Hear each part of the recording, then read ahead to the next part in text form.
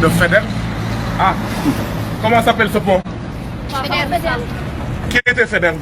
Je suis fier de toi. Merci pour les encouragements. Merci beaucoup pour les encouragements. Merci. Qui était Faidherbe? Est-ce que vous connaissez qui était Faidherbe? Alors, je vais vous dire qui était Faidherbe.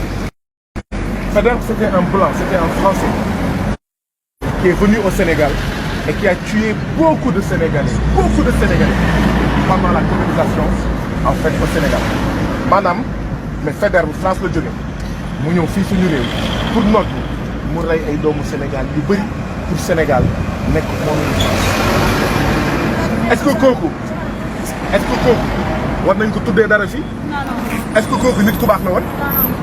Voilà loolu moo tax day doxal fii pour wax waa Afrique wax àddina bi yëpp que Faidherbe Léon Faidherbe war nañu ko tuddee benn pont benn tali benn benn. ni mu amee fii pont Faidherbe noonu la amee Dakar benn tali benn yoon bu ñuy woowee avenue Faidherbe suñu xeex ñun bokk na ci fexe ba Sénégal ñu bañ a tuddee nit yu bon ay yoon ak ay place donc Faidherbe dafa dóor suñu maam dafa rey suñu maam suñu ay maam dafa taal koy dëkk yu bëree ci Sénégal donc moo tax pont bi dañ ko jox beneen tur ci ay Sénégalais yu baax ci ay nit yu ñuul yu baax mais pas di ko jox maanaam tubaab yoo xam ne dañoo racistoon dañoo bañoon nit ku ñuul dañoo bañoon Sénégal dañ ko noot suñu maam xaw ma daf dégg ngeen wax voilà. Ah, je crois que c'est le président. Bon, ça s'appelait depuis longtemps. Pont Faidherbe.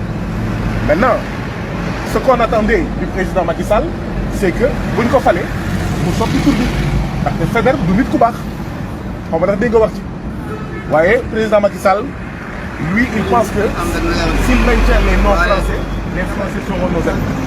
C'est ce qu'il pense. Mais Faidherbe n'était pas un bon type, n'était pas un bon gars, n'était pas une bonne personne. C'est quelqu'un qui colonisait les Sénégalais. C'est quelqu'un qui tuait les Sénégalais. C'est quelqu'un qui volait les Sénégalais.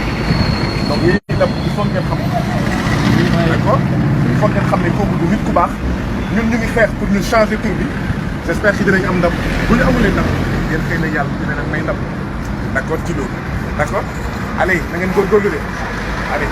bu leen fàttee abonné te ngeen di bës cloche de notification bi moo tax lépp lu ñu dugal ci ay vidéo ngeen am ko.